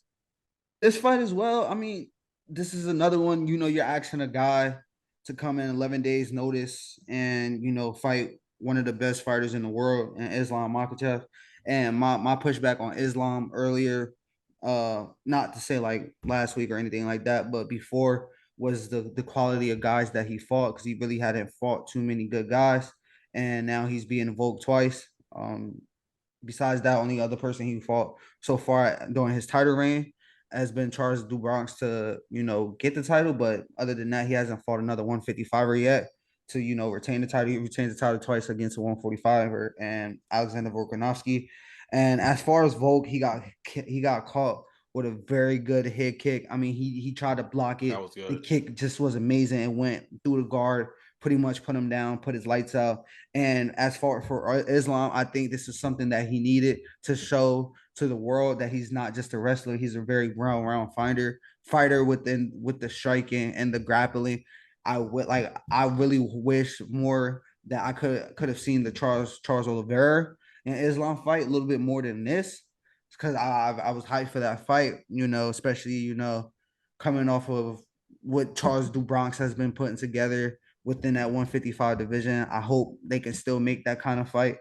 But, hats off to Volk for answering the call on 11 days notice. Just a bad loss, on short time against a very, very tough opponent to take on 11-day notice.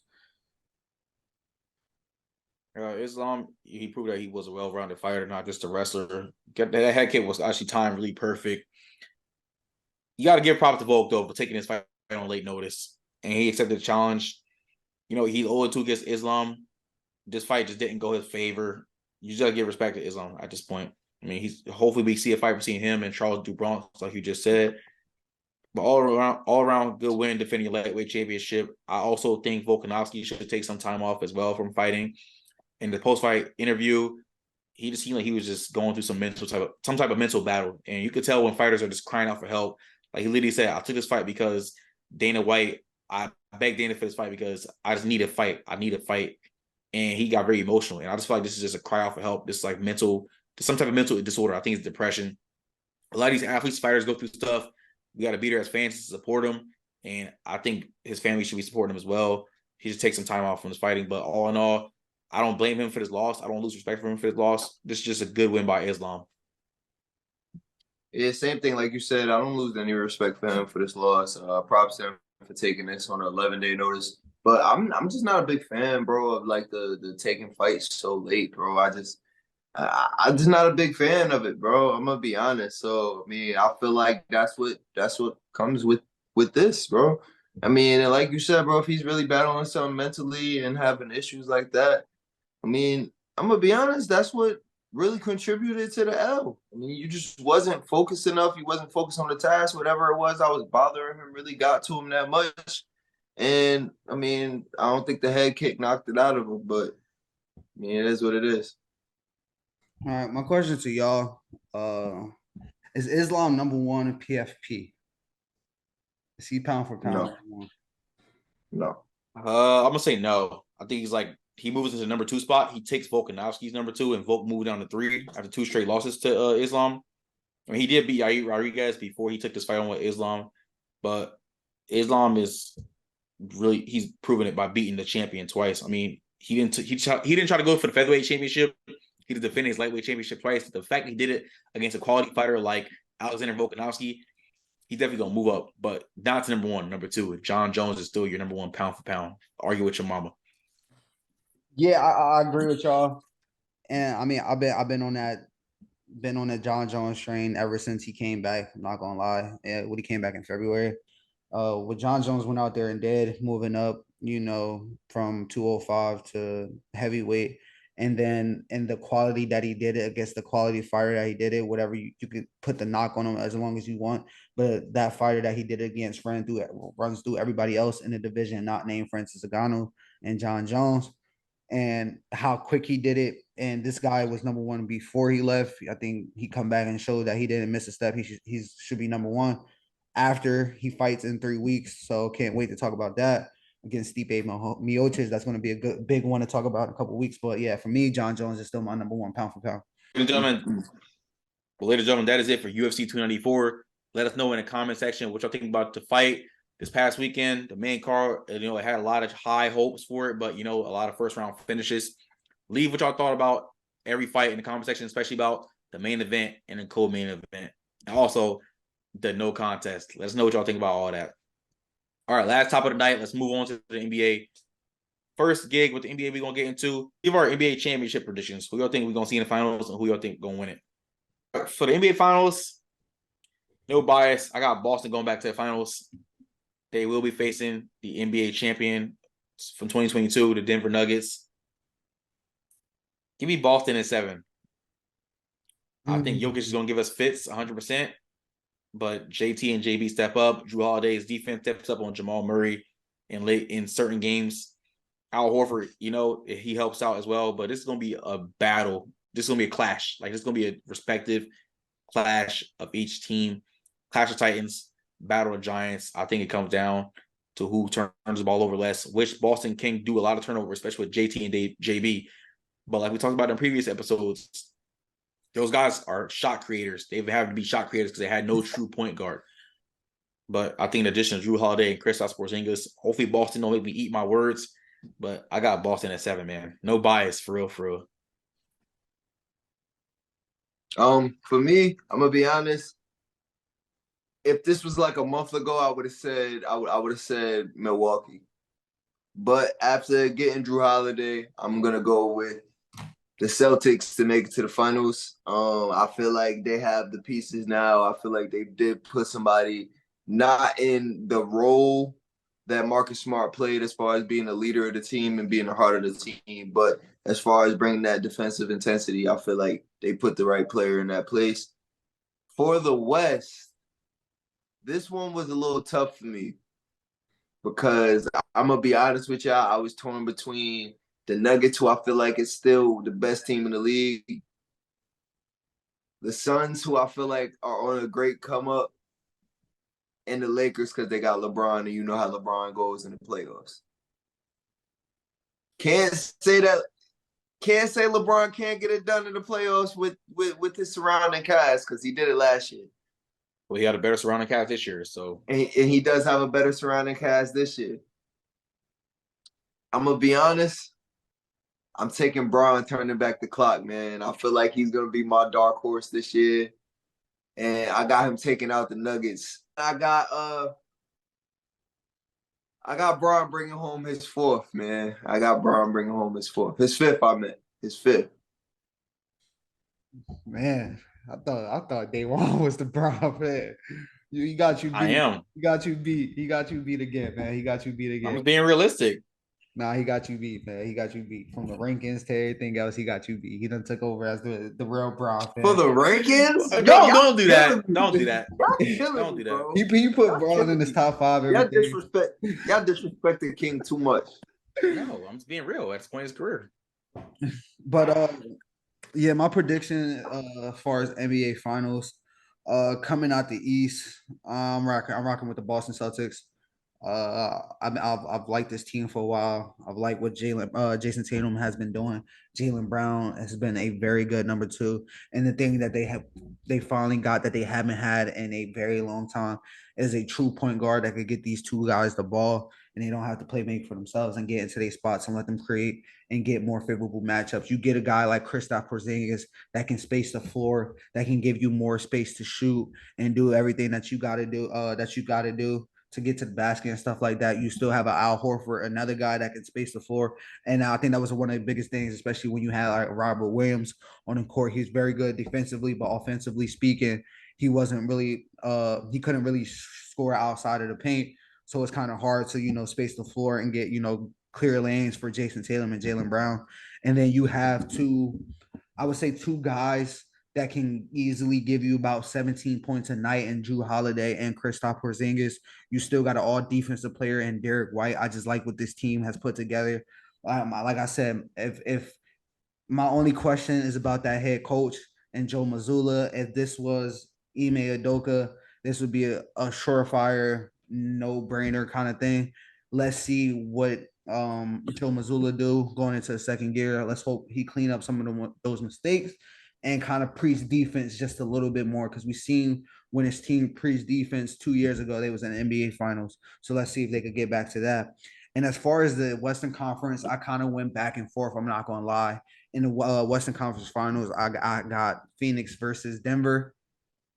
But I got Denver pulling it out again with Jokic and Jamal Murray and Michael Porter Jr. and those boys. They've just been together for so long. They know how to play with each other. They know each other's spots. They know how to get it to each other, especially Jokic, who is the best playmaking big I personally have ever seen play the game in basketball. When you talk about a size and getting people involved at that size, he does stuff that Luka does at 7 foot. He's obviously not as skilled with the basketball, but the stuff that he does at 7 foot is crazy. I got them making it to the finals against this Boston Celtics team, and I got this Boston Celtics team winning it, and Jason Tatum shutting up all his haters and his doubters, aka these two that be bashing him, especially Day One. He'd be surprising me. Bro, I'm a Celtics fan.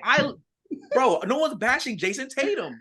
Bro, I feel like y'all expect the world out of a guy that's only 20. Gosh. He's only 20. He's only 25, guys. Let's remember he's only 25. Me too. Brown Man. first ring till he was man. 6. So he gonna censor this, but he lost me too much money. Fuck that man. listen. Brown won his first ring at 27, man. So I don't know why we expect, Jason Tatum to have all the answers at what was he, 23, 24 in the finals? Like, you expect him to have all the answers then? Like, Brown didn't even have all the answers then. So Brown ain't had the team that JT had till he was 26. Exactly. Man. Tatum had his team since his rookie year. Nah. Okay, yeah. On to opening night predictions. Let's be real. Let's be on. real. Nobody Yeah, expected that team on to to make opening it. night predictions. Hold on. On to opening night Let's be predictions. real. Nobody expected him to make it to the Western Conference Finals against Bron and them in his rookie year after they lost Kyrie and them. The whole reason why everybody was so high on the Boston Celtics when Tatum was young was because of Kyrie. Let's be real. Okay, you have a point guard that can dish the ball and facilitate like that. That opens up everything else. That was a young team. But It took Bron to 7. Kyrie was actually a problem for that team, not the solution. So On to opening night predictions. We got 2 games we're gonna talk about. That's airing on TNT. First game we're getting to Western. Well, both of these games are actually Western Conference matchups. Got the Lakers versus the defending NBA champion Denver Nuggets. What y'all got for this one? I'm gonna be honest. I'm gonna have to go with the Nuggets. I know I just raved about the Lakers. How I feel like they're my choice to moving forward and make it to the finals. But I'm gonna be honest with you. I don't expect to see Bron coming out there playing crazy minutes. Like I said, my prediction is that he was gonna have reduced minutes in general, just because you bring that supporting cast around him for that exact reason. So we'll see what's gonna happen. But I'm gonna take the Nuggets in this one. But I'm gonna hope the Lakers win. They made the Nuggets in this one to move on. You know, they're gonna be hopefully the ring ceremony don't get them too over emotional when they don't lose focus and track of the game. I want LeBron to come out and win this game, obviously. You know, all the talk he's been having about the Denver Nuggets this past all season. But I see the Nuggets winning this one in a pretty close one. I don't think it's gonna be a blowout. I say the Nuggets within 10. I need that same energy I've been hearing all off season. I need that energy I've been hearing all off season from the Lakers. Talk about we kept receipts, everything they've been saying about this Denver Nuggets team ever since they've been firing shots. This Nuggets team's been firing shots at them. I feel like personally the Lakers better come out and stand on business. That's all I'm gonna say. But I'm gonna go with the Nuggets to get the dub on ring night, banner night. They putting up the banner. They getting 8 rings. I got the Nuggets winning this one, but the Lakers better make this a game and stand on business after all the news they've been putting out in the headlines these past couple weeks. All right, on to the next game. The Phoenix Suns traveling to San Fran. Bay Area take on the Warriors at home. I'm gonna be honest with you, bro. Give me the Warriors at home, man. I'm gonna be honest, and I got Curry putting up 30. I'm gonna be honest with you, man. If that's one thing we know the Warriors play great at home. That's a hard place to play. This stadium. This stands is always rocking. It's always how it goes there. Give me the Warriors at home, man. Taking the Warriors at home too. Now, this is a really good Suns team. I just feel like the Warriors is going to be offensively better than the Suns, and that's hard to say with the Suns' stacked offense that they have. They have 2 top 10 players. They're bringing Bradley Beal. They let go of DeAndre Ayton, but they also got Nurkic coming in. I like this team. This is a good Suns team, but this is going to be a very offensive game. I mean, the odds are right now even. No one knows who's going to win this game. Give me the Warriors at home in a close one. It's going to come down to the wire. Let's see who more clutch. I'm rocking with Phoenix in this one. I'm not gonna lie.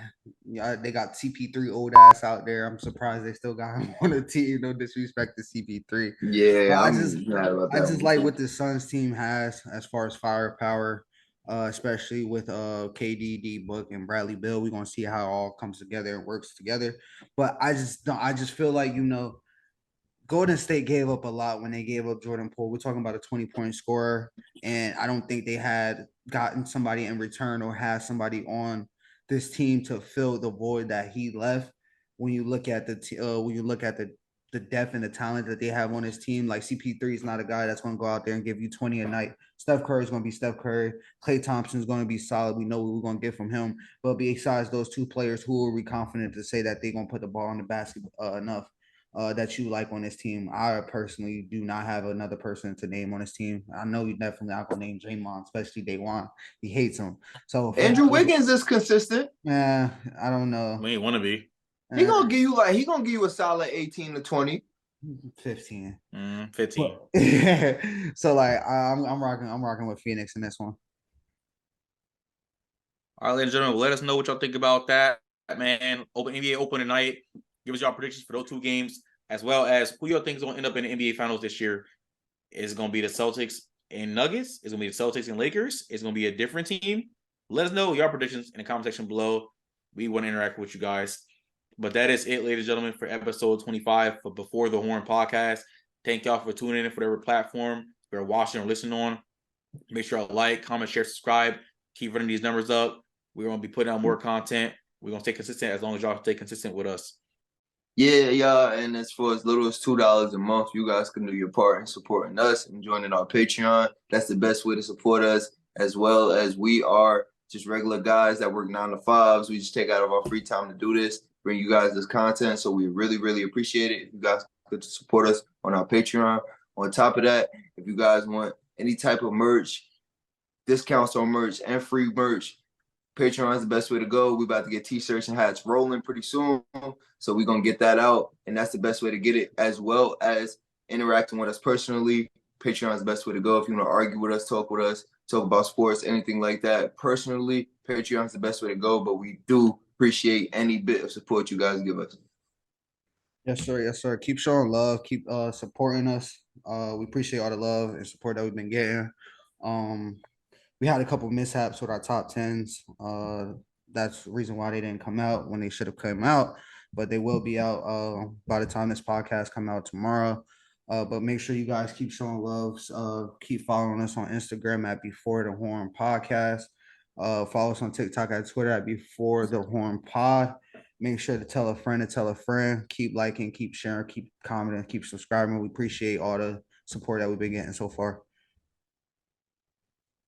Also, make sure you guys follow us on our personal Instagrams. They are on the screen as well as in the description box. Again, like, comment, share, subscribe. Thank y'all for tuning into episode 25 of Before the Horn Podcast. Take care. See y'all on Friday.